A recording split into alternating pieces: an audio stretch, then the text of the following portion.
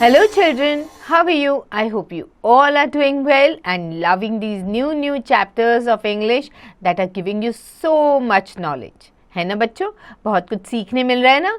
चलो अब आगे बढ़ते हैं और देखते हैं इस चैप्टर में क्या है। इस चैप्टर का नाम है turn around. Okay, what does the prologue से? It says good manners cost nothing, but by practicing basic good manners, we show towards those around us that we respect them and are considerate to their feelings. This makes them feel better. Good manners can help us appear more confident, maintain more fulfilling relationships, lead us to being good at work, and finally, enjoying happier and healthier lives. So, बच्चों ये क्या कह रहे हैं? ये कह रहे हैं जो गुड मैनर्स होते हैं उसकी वजह से हमें बहुत कुछ मिलता है। जैसे कि हमें तो कुछ देना नहीं पड़ता है गुड मैनर्स के लिए, it comes with in us. Okay, secondly जब हम दूसरों की तरफ अच्छा बर्ताव करते हैं तो वो खुश हो जाते हैं, हमारा कॉन्फिडेंस बढ़ जाता है because they are always praising us और saying good things about us. Okay, और उसकी वजह से हमारे जो रिलेशंस होते हैं दूसरों की वजह से वो बेहतर बन जाते हैं। Okay, now let's do a warm up. Okay, let's see. If anyone misbehaves with you, how will you behave in that situation? Discuss. अगर आपके साथ कोई मिसबिहेव करता है तो आप उस सिचुएशन में कैसे बिहेव करोगे, सोचो और डिस्कस करो अपने फ्रेंड्स के साथ। सो teachers tip: The teacher should list and elaborate basic good manners. The teachers should also motivate the students to follow them. Okay? Now, let's read this story and see what is this story going to convey to us. What is the message it is conveying to us? Rohit was an angry little fellow. He was often rude with people around him. He didn't like being polite with them. His parents and teachers often advised him to use the magic words like thank you, sorry, please, etc. However, whatever they said fell on deaf ears. सो रोहित नाम का एक छोटा बच्चा था जो काफ़ी गुस्से में रहता था। ओके, तो और गुस्से की वजह से ही used to be rude to others, और उसके पेरेंट्स, उसके टीचर्स हमेशा उसको बोलते थे कि be polite to others, use the magic words like sorry, please, thank you, etcetera etcetera. But वो कभी उनकी बात नहीं मानता था। Whenever he wanted something, he'd simply snatch it or pretend to be fit to get what he wanted. If anyone asked him something, he'd simply make fun of the other person and walk away. Okay? तो अगर उसको कोई चीज़ चाहिए होती थी वो क्या करता था, उसको स्नैच कर लेता था या फिर झगड़ा करना शुरू कर देता था। ओके, या फिर दूसरों का मजाक उड़ा देता था और वहाँ से निकल जाता था। So one day, Rohit was playing in his outhouse with his cat. An old woman was passing by his house. She requested Rohit to give her directions about a particular house. Can't you see, old woman? Scorned Rohit. I am playing here. Go, get the bell and my mother will tell you. तो एक बार वहाँ से एक old lady गुजर रही होती है उसके घर के बाहर से, जब वो अपनी बिल्ली के साथ खेल रहा होता है। तो वो रूडली, वो ओल्ड लेडी जब उसको पूछती है कि मुझे ये पता बता दो, मुझे ये, मैं घर ये ढूंढ रही हूँ, तो कहता है कि आप ना बेल बजाओ, मेरी मम्मा को बुला, आपको दिख नहीं सकता है कि मैं खेल रहा हूँ मेरे कैट के साथ, आप मुझे डिस्टर्ब कर रही हो, ऐसे। तो hearing this the old woman turn read with anger. She cursed Rohit. From now on, whatever rude word you utter, it would leave an ugly scar on your face. Go away, shouted Rohit, and continued playing with his cat. Suddenly, the cat flung its paw and scratched his forehead, giving him his first scar. तो वो जो old lady होती है वो उसको गुस्सा आ जाता है और वो रोहित को बोलती है कि इसके बाद अगर तुमने अपने मुंह से कोई भी बैड वर्ड बोला या किसी के साथ रूड वर्ड बोला तो तुम्हारे फेस पे स्कार आएगा, दाग आ जाएगा। ओके, वो ऐसे स्कर्ट्स करके वहाँ से निकल जाती है। तभी वो जब अपने कैट के साथ खेल रहा होता है तो वो उसको, पहले तो वो ओल्ड लेडी को बोलता है तुम चली जाओ यहाँ से। So he is behaved rudely with her, he is asked to go, that was a rude behaviour. तो जो ओल्ड लेडी होती है उसको आता है गुस्सा, वो उसको कर्स करती है कि इसके बाद अगर तुम कोई भी रूड वर्ड अपने मुंह से निकालोगे तो तुम्हारे फेस पे दाग आ जाएगा। ओके, और फिर वो रोहित जो होता है वो उसको बोलते हैं चली जाओ यहाँ से। So this was like a rude word, okay, go away he used. तो फिर वो लेडी वहाँ से चली जाती है और Rohit continues to play with his cat. और खेलते खेलते जो बिल्ली होती है वो अपना पंजा मारती है रोहित के फेस पे और उसको मिलता है उसका पहला स्कार उसके फोरहेड पे। ओके, चलो अब देखते हैं आगे क्या हुआ। A couple of boys were playing outside. Their ball fell in Rohit's outhouse and they came to get it. Look, here coming the blind squad, laughed Rohit. If you boys can't keep your ball in control, why do you play then? Hearing this, the two boys climbed the outhouse.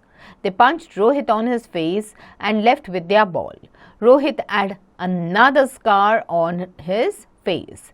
तो बाद में जो छोटे बच्चे होते हैं वो बाहर खेल रहे होते हैं, तो उनका जो बॉल होता है वो रोहित के आउट हाउस में गिरता है।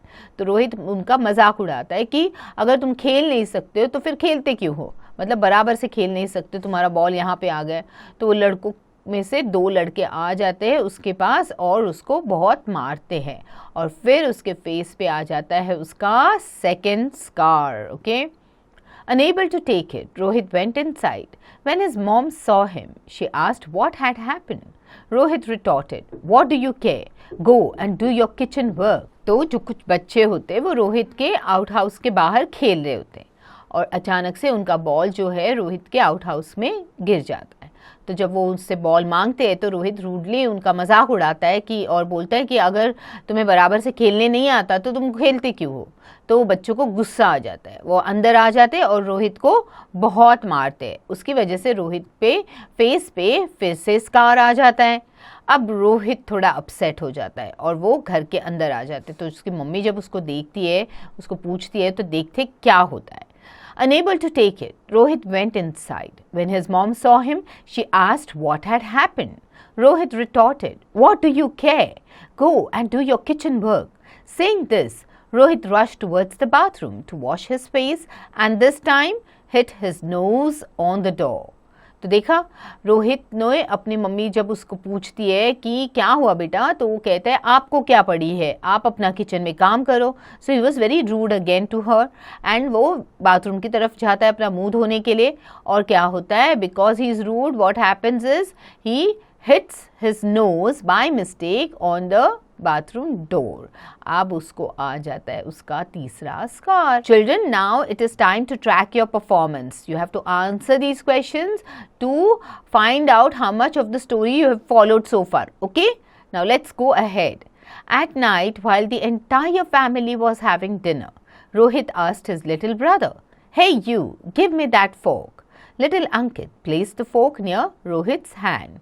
But the moment Rohit ate with it, he cut his lips. "Look what you have done," said Rohit angrily and rushed towards his room. So, फिर से रोहित अपने छोटे भाई से गुस्से में बोलता है, अरे मुझे वो फोक पकड़ा दो। तो जैसे ही वो फोक से खाना शुरू कर देता है उसका लिप कट हो जाता है। तो वो उसका गुस्सा भी अपने भाई पे उतार देता है और अपने रूम में चला जाता है। As he was in a hurry, he slipped from the stairs and hurt his eye. Mom and Dad became worried about what had happened to Rohit, but none of them had the courage to talk with him. Rohit was both angry and in pain. He didn't like himself when he saw his face in the mirror. Rohit started thinking about the whole thing. He remembered that every time he said something rude, it hurt him. So, वो वहाँ से निकल जाता है तो जल्दी जल्दी में उसका पैर स्लिप हो जाता है स्टेयर्स पे और वो उसके आँख पे चोट आ जाती है। अब मम्मी डैडी जो होते हैं वो उनको चिंता होने लगती है कि हुआ क्या है रोहित को, और बट उनमें हिम्मत नहीं होती उससे बात करने के लिए क्योंकि उसको तुरंत गुस्सा आ जाता है। तो फिर रोहित को गुस्सा भी आ रहा होता है, उसको दर्द भी हो रहा होता है। वो जब मिरर के सामने खड़ा रहता है उसको अच्छा नहीं लगता है देखने के लिए उसका फेस, कि इतने सारे दाग लगे उसके फेस पे, he is been hurt so badly. फिर वो सोचता है और उसको रियलाइज़ होता है कि जब भी मैं किसी के साथ रूडली बात की है मैंने, तब मुझे चोट लगी है। Okay, suddenly he heard a knock at the door. It was his father. With tears in his eyes, Rohit said, "Please, Dad, leave me alone." It seemed Rohit had grown tired of being rude and getting punished for it every time. Surprisingly, the moment he uttered the word "please," one of the scars on his forehead disappeared. Rohit realized what has to be done next. Okay तो फिर उसके पापा आ जाते हैं उसको पूछने के लिए कि क्या हुआ. तो रोहित बोलता है पापा प्लीज़ मुझे अकेले छोड़ दो. फिर वो देखता है कि जैसे वो अच्छे से बात करता है, प्लीज़ वर्ड यूज़ करता है, उसके फेस का एक दाग हट जाता है. अब उसको समझ में आया कि क्या हो रहा है, कि जब भी वो पोलाइटली बिहेव करता है तो उसके स्कार्स हट रहे हैं.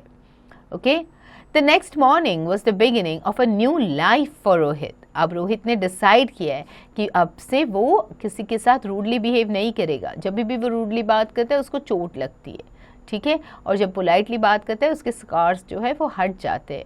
तो उसको समझ में आता है कि if I want to stay in a stable mind, okay, if my face has to look good, I can not afford to make a mistake of being rude. Okay so next day it was a beginning of Rohit's new life. He talked politely with everyone, and with each polite word his scars disappeared. That evening, while Rohit was in the outhouse, he saw the same old woman. He rushed to her and said, "Thank you, madam." The old lady smiled and said, "I hope you would never forget this lesson." तो जैसे ही वो उस old lady, जैसे वो बाहर खेल रहा होता है उसके आउट हाउस में, तब वो देखता है कि वो सेम जो ओल्ड लेडी थी वो वहाँ से पास हो रही है. तो तुरंत उसके पास जाके कहता है कि थैंक यू मैडम, कि आपकी वजह से मैं कुछ सीख गया हूँ, मेरा रूड बिहेवियर कम हो गया है, and now I know how to behave with people well. So I hope children you have followed this lesson. So beware, okay? Do not use rude words. Be polite to others. Be kind to others. There's no harm in being kind to others. Now quickly reread this chapter. Do the important words, practice the difficult words, and don't forget to do the back exercises.